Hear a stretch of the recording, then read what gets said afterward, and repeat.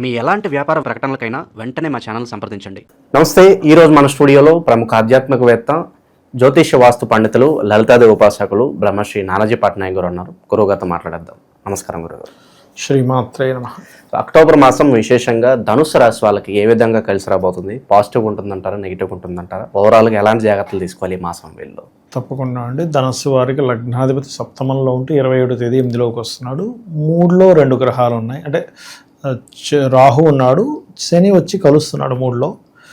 అదేవిధంగా మనకి శుక్రుడు కేతువు భాగ్యంలో, ఆ శుక్రుడు 9వ తేదీకి కన్యారాశిలోకి వస్తున్నాడు. కన్యారాశిలో ఉన్నటువంటి అంటే బుధుడు రవి 17వ తేదీకి మారిపోతున్నాడు. బుధుడు 3వ తేదీ మారిపోతున్నాడు. మరియు కుజుడు 28వ తేదీ మారుతున్నాడు తుల నుంచి వృశ్చిక రాశిలోకి. అయితే వీటి వల్ల కలిగే మంచి ఫలితాలు ఏమిటి, జాగ్రత్తలు ఏమిటి అని చెప్పేది ఏదైతే ఉందో చెప్తుందో నేను ఎప్పటికీ కూడా చెప్పిస్తుంది సాక్షాత్ లలిత అమ్మవారిగా భావిస్తూ. మొట్టమొదటిగా ఎప్పుడైతే లగ్న చతుర్థాధిపతి ధనస్సు వారికి ఈ మంత్ 27కి ఎప్పుడైతే గురువు ఎగ్జాల్ట్ అవుతున్నాడో, ఇది ప్రధానంగా పూర్వీకుల ఆస్తులు, వీళ్ళు ఏదైనా రీసెర్చెస్ కానీ ఏదైనా ఇప్పుడు మనకి పిహెచ్డీస్ అవి చేస్తుంటారు, ఇటువంటి వాటికి చాలా బాగా యోగిస్తుంది. అందులో ఎటువంటి డౌట్ లేదు వీరికి. ఇక ఫైనాన్షియల్ మ్యాటర్స్ కనుక చూసుకుంటే నేను చెప్పేది ఒకటే, ఫైనాన్షియల్గా వీళ్ళు మాత్రం ఈ నెల కొంచెం ఎవరికైనా మనీ ఇచ్చేటప్పుడు, బ్యాంక్ ట్రాన్స్ఫర్ చేసేటప్పుడు, అందులో ముఖ్యంగా 9వ తేదీ తర్వాత చేస్తున్న ఉద్యోగంలో ఎవరికైనా ధనం ఇచ్చి అది అడుగుతున్నాం కదా వాళ్ళు ఇంకో బ్యాడ్ ప్రాపగాండా చేసి ఇటువంటి ఫలితాలు ఉంటాయి. ఎందుకంటే దశమంలోకి నీచబడ్డ శుక్రుడు వస్తున్నాడు ఉద్యోగ స్థానంలోకి. కాబట్టి ఫైనాన్సే అనవసరంగా వీళ్ళ ఉద్యోగానికి కూడా ఇబ్బందిని ఇవ్వబోతుంది అక్టోబర్ మాసంలో. కాబట్టి ఈ విషయాల్లో చాలా జాగ్రత్తగా ఉండాలి. వీళ్ళంత మట్టుకు కొంచెం ఫైనాన్స్ నిర్ణయాలు తీసుకునేటప్పుడు జాగ్రత్తగా ఉండాలి. ఇక వీరికి ప్రధానంగా వీళ్ళ యొక్క సంతానం ఉంటారు కదా, వీళ్ళ యొక్క సంతానానికి కారకుడు కుజుడు అవుతాడు ధనస్సు వారికి చూసుకుంటే. ఈ కుజుడు ఎప్పుడైతే 28వ తేదీ వరకు కూడా మనకి తులలో ఉంటున్నాడో, ఈ సమయం అంతా కూడా ఏం చేస్తాడు, ఇక్కడ కుజుడు ఏకాదశంలో ఉన్నప్పుడు, అంటే పంచమాధిపతి ఏకాదశంలో ఉన్నప్పుడు సంతానానికి ఎప్పటి నుంచో సంపాదన సంబంధించిన, అందులో ముఖ్యంగా ఫారిన్ కంట్రీస్కి వెళ్ళి సంపాదించేటువంటి ప్రయత్నం ఏదైతే చేస్తుంటారో అది ఈ నెల ఎక్కువగా ఫలకృతం అవుతుంది చెప్పాలంటే. ఓకే. అలాగే రుణాల జోలికి వెళ్ళకూడదు, శుక్రుడు నీచంలో ఉన్నాడు కాబట్టి. 27వ తేదీ లోపల ఏదైనా వివాహ ప్రయత్నాలు చేయడం మంచిది. అందులో కూడా ముఖ్యంగా ఏంటంటే ఇక్కడ లగ్నాధిపతి గురువు 7వ స్థానంలో, బంధువర్గ స్థానం అంటారు, బుధుడు రాశి ఉన్నాడు కాబట్టి ఏదైనా బంధువర్గంలో ఉన్నటువంటి వారితోనే వీళ్ళ యొక్క వివాహ ప్రయత్నాలు చేయడం చాలా ఉత్తమం. కొంచెం హైయర్ ఎడ్యుకేషన్లో కొన్ని డిస్టర్బెన్సెస్ రావడము, తండ్రితో దూరంగా ఉండడం, ఇందులో ముఖ్యంగా వీరే కాకుండా వీళ్ళ తండ్రి గారు ముఖ్యంగా మొదటి 9 రోజులు అంటే అక్టోబర్ మాసం 9th వరకు కూడా ఆయన ఫైనాన్షియల్ మ్యాటర్స్ విషయంలో జాగ్రత్తగా ఉండాలనేటువంటిది బలంగా చూపిస్తుంది. ఇక వీరికి వ్యాపారస్తులకు కనుక చూసుకున్నట్లయితే వ్యాపారస్తులు కూడా ఇక్కడ అంటే కొంచెం ఎక్కువ పోటీగా అగ్రెసివ్గా కొన్ని ప్రయత్నాలు చేస్తుంటారు. అందులో కొంత సక్సెస్ కూడా ఉంది, లేదని కాదు. కాకపోతే ఎంతైనా వ్యాపార లాభాన్ని శుక్రుడుగా తీసుకుంటాం. సో శుక్రుడు నీచంలో ఉంటున్నాడు కాబట్టి కొంత జాగ్రత్త తీసుకుంటే సరిపోతుంది. ఇంకోటి ఏంటంటే వ్యాపార లాభాల విషయంలో కొంచెం ఈ గురువు ఎప్పుడైతే అష్టమంలోకి మారిపోతాడో, ఇక్కడ పార్ట్నర్షిప్స్లో చేసేటువంటి వారికి చిన్న చిన్న మనస్పర్ధలు వచ్చే ఛాన్సెస్ ఉన్నాయి వ్యాపారంలో చూసుకున్నట్లయితే. అయితే వ్యాపారంలో ఎటువంటి ఇబ్బంది కలగకుండా ఉండాలి అంటే కనుక ఓం ఇంద్రగోప పరిక్షిప్త స్మరతూనా భజంగికాయై నమః అనే మంత్రం చేసుకుని చాలా ఉత్తమం చెప్పాలంటే అది. అయితే వీళ్ళకి ఏంటంటే ఫైనాన్షియల్ గ్రోత్ అనేటువంటిది ముఖ్యంగా ఈ దుర్గాదేవిని, కాలభైరవుని తలుచుకోవడం వల్ల ఫైనాన్షియల్ గ్రోత్ ఉంటుంది. ఎప్పటి నుంచో అనుకున్నటువంటి డ్రీమ్ హౌస్ అంటారు, ఈ నెల ఆఖరి వారం నుంచి ఎక్కువ ప్రభావం చూపిస్తుంది. అంటే చాలాసార్లు కొంతమంది చూడండి, అడ్వాన్స్ ఇచ్చాం మళ్ళీ తెచ్చేసుకున్నామండి, వెళ్ళాం ఓకే అనుకున్నాం మళ్ళీ మాకు నచ్చలేదండి అంటూ ఉంటారు.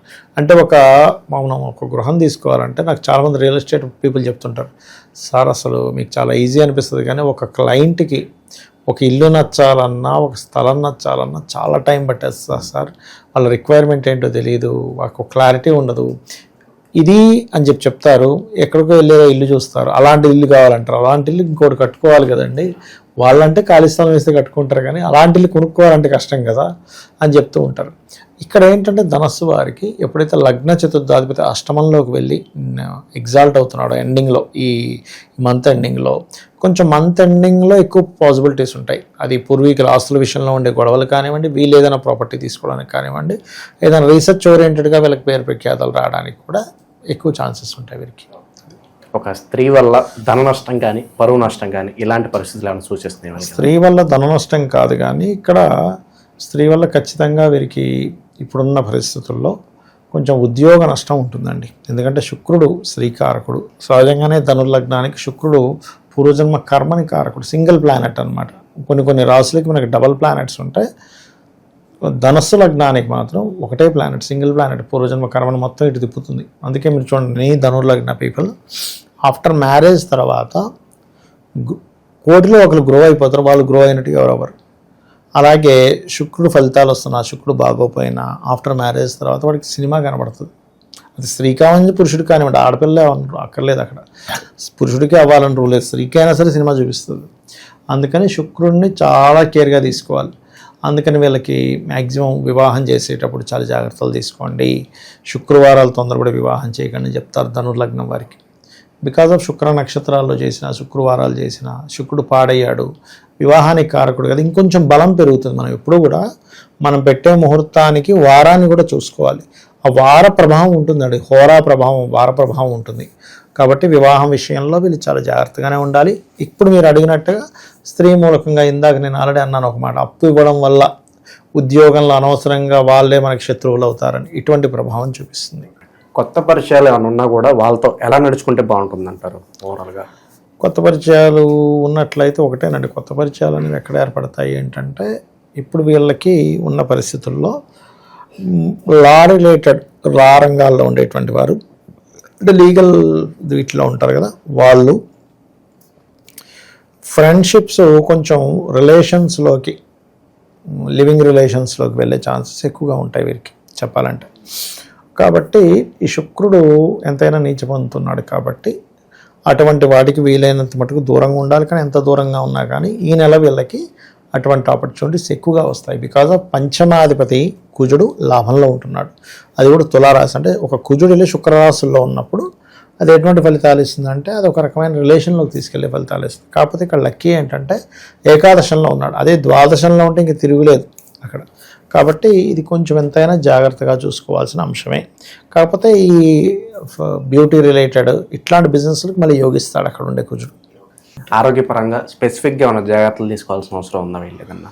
ఆరోగ్యపరంగా అంటే ఈ థైరాయిడ్ ఉంటుంది, కొంతమంది కిడ్నీ రిలేటెడ్ ఇష్యూస్ ఉంటుంటాయి, లేనట్లయితే కొంతమందికి సుఖ వ్యాధులు అంటూ ఉంటారు, స్కిన్ రిలేటెడ్, ఇలాంటివి కొంచెం చూసుకోవాలి. అటువంటి అనారోగ్య సమస్యలు రాకుండా ఉండాలంటే ఏదైనా వీళ్ళు భుజించేటప్పుడు క్రీం అచ్యుత అనంత గోవింద అనే మంత్రం చేసుకోవాలి. మరియు ఓం సర్వవ్యాధి ప్రశమని సర్వమృత్యు నివారిణి అగ్రగణ్య అచింత్య రూప కలికల్మషనాశిని నమః చేసుకుంటే సరిపోతుంది. చేతిలో ఆల్రెడీ ఉద్యోగం ఉన్న వాళ్ళు ఇంకొక ఆఫర్ వస్తే మారాలా వద్దా అనే సందేహాలు ఉంటారు. అటువంటి వాళ్ళు ఒక నిర్ణయం తీసుకోవడం బెటర్ అంటారు. నన్ను అడిగితే శుక్రుడు నీచి పొందుతున్నాడు కాబట్టి ఏదైనా మారాలనుకుంటే ఫస్ట్ వీక్లో మారిపోవడం మంచిదండి. సెకండ్, థర్డ్, ఫోర్త్ వీక్స్ ఏంటంటే నీచిపడ్డ శుక్రుడు కదా, మారడం వల్ల లాభం తప్పితే నష్టం ఉండదు. తర్వాత ఉండే 3 వారాలు అంటే ఒక్కోసారి మనం చూడ మారితే అది చాలా బాగుంటుంది. కొన్నిసార్లు మారి అయ్యో ఈ ఆఫీస్లోకి ఎందుకు వచ్చాను, అక్కడే చాలా బాగుంది కదా, ఇక్కడ ఈ బాస్ ఏమో తినేస్తున్నాడు, కొలీగ్స్ సరిగ్గా లేరని ఇబ్బంది పడుతుంటారు. కాబట్టి 10th హౌస్ వీక్గా ఉన్నప్పుడు మారకూడదు, ఫస్ట్ వీక్ లోపల మారిపోవడం మంచిది ఒకవేళ మారాలనుకుంటే. వివిధ రకాల పండుగలు ఉన్నాయి మనకి ఈ మాసంలో, వాటిని వీళ్ళు ఎలా వినియోగించుకుంటే బాగుంటుంది అంటారు? ఒకటేనండి, మనకి దసరా వస్తుంది ఒకటి, దీపావళి 20వ తేదీ, దసరా 2వ తేదీ వస్తుంది. 2వ తేదీ వచ్చే దసరా రోజు కుంకుమార్చన చేయడం చాలా మంచిది వీరికి. ఎందుకంటే కుజుడు పంచమ స్థానాన్ని చూసుకుంటున్నాడు, సో ఇంకొంచెం స్ట్రాంగ్ అవుతాడు. స్ట్రాంగ్ అవడం వల్ల అనవసరమైన గొడవల్లోకి వెళ్లకుండా ఉంటాడు. ఇక దీపావళి నాడు కనుక చూసుకున్నట్లయితే హోమం చేయించుకోవడం మంచిది దీపావళి నాడు. ఎందుకంటే వీళ్ళకి శుక్రుడు నీచంలో ఎప్పుడైతే ఉన్నాడో, కన్యారాశిలో ఉన్నాడో, హోమం చేసుకోవడం, అలాగే శివుడికి దీపావళి నాడు బిల్వపత్రంతో అభిషేకం చేయడం మంచి ఫలితాలు ఇస్తుంది. కొంత సమాజంలో పేరు ప్రఖ్యాతలు రావాలనుకుంటారు, అటువంటి వాళ్ళకి వాళ్ళ ఆరా పెరగాలన్నా, వాళ్ళని నలుగు గుర్తించాలన్న విశేషంగా అలా రెమెడీ ఉంటుంది ఏమన్నా? ఒకటేనండి, ఎప్పుడైనా మన ఆరా పెరగాలి అంటే ఏ రాశి వారైనా గుర్తుపెట్టుకోండి, సూర్య ఆరాధన చేయాలి. మీరు సూర్యుడిని రోజు గనక ప్రార్థించడం మొదలుపెట్టి అర్ఘ్యం వదులుతూ ఉంటే ఆ రోజు మబ్బులు ఉన్నా కూడా మేఘాలు అడ్డంగా ఉన్నా మీరు అర్ఘ్యం వదిలినప్పుడు ప్రీతిగా ఆ మేఘాలు పక్కకి వెళ్ళి సూర్యుడు బయటకు వస్తారండి. ఐ ఎక్స్పీరియన్స్డ్ దట్ చాలామంది విషయంలో, నా విషయంలోనే కదా, చాలామంది విషయంలో. అందుకని ఆరా పెరిగే గ్రహము ఆత్మకారకుడు ఎవరు అంటే సూర్యభగవానుడు. సో సూర్యభగవాను యొక్క ఆరాధనే ఉత్తమం ఆరా పెరగడానికి. కానీ ఆరా పెరిగితే ఏమవుతుంది, అందరూ గుర్తిస్తారు, నేమ్ అండ్ ఫేమ్ వస్తుంది. నేమ్ అండ్ ఫేమ్కి ఎవరు కారకుడు, సూర్యభగవానుడు. కాబట్టి అది చేసుకోవాలి. ఓకే, ఓవరాల్గా ధనుసు రాశి వారి పరిస్థితి అక్టోబర్ మాసం ఏ విధంగా ఉండబోతుంది, ఎలాంటి జాగ్రత్తలు తీసుకోవాలి, చాలా బాగా వివరించారు. ధన్యవాదాలు. శ్రీమాత్రే నమః.